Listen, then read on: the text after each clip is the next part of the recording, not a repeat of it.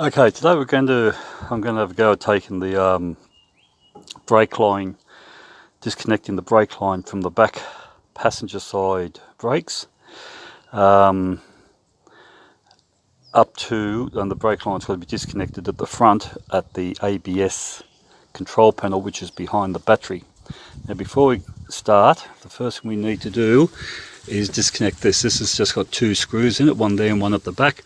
That is your DPF sensor. So there's just two pipes leading off it. Just disconnect it and just have it pulled to one side so that it's out of the way, because the entire battery box has to come out and that's attached to it.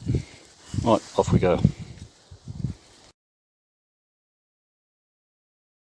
First recall, disconnect the battery.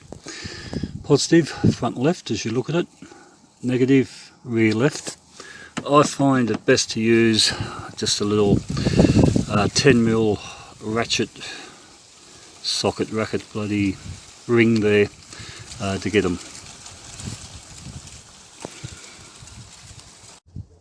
Okay, next is this little, I don't know what you call the bloody thing. It just sort of keeps the battery in place from sliding. It slides up. It's got two locking tabs up there which you need to get a screwdriver in just to push to a side, and then this whole thing lifts up and just leaves the other three sides of the box in there. Okay, this is a battery end, interesting little thing, and it slots into these grooves either side.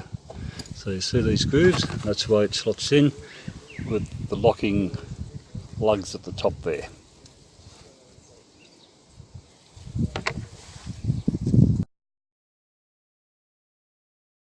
Okay, battery bracket is next to come off. Two 10mm nuts, one there, one in this little bit of recess there, and then that just pulls off. Okay, with the battery out the way, the next thing to remove is the battery box.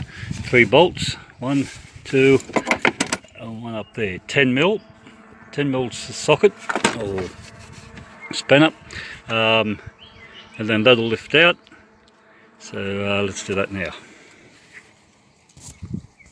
I'm taking the battery box out.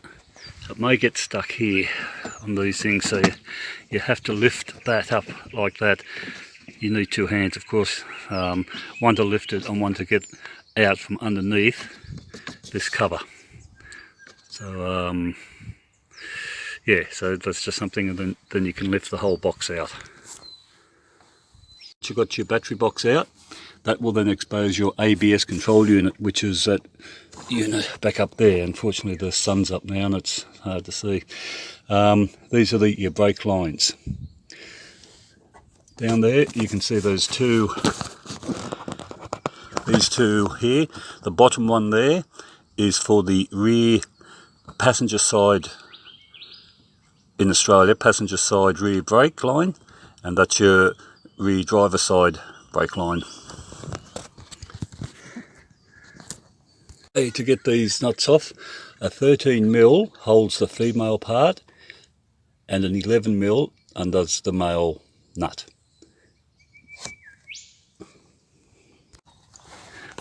Okay, on the underside of the car, that's the back of the car there, muffler, and this is where the two lines split. So we're still looking back of the cars that way. This is your rear passenger one. That's the one that we're doing at the moment. I've just undone the nut, so it's the same thing, the 13mm to hold the female and 11mm to undo the nut. Now there's a series. Okay, there's a series, so that we're now looking toward, moving down towards the front of the car. There's a series of these clips which keep the brake lines and the fuel lines. These are fuel lines, these skinny ones are your brake lines. That's your DPF filter.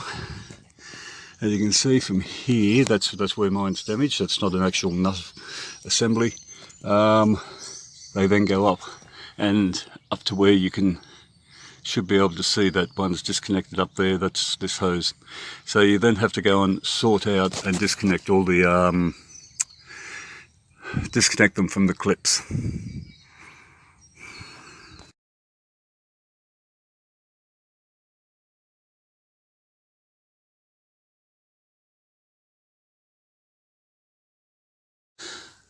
When I pulled the original one out, I tied a piece of string to the end of the nut, and the whole aim of that was I now know which path it has to follow when I put the replacement back in.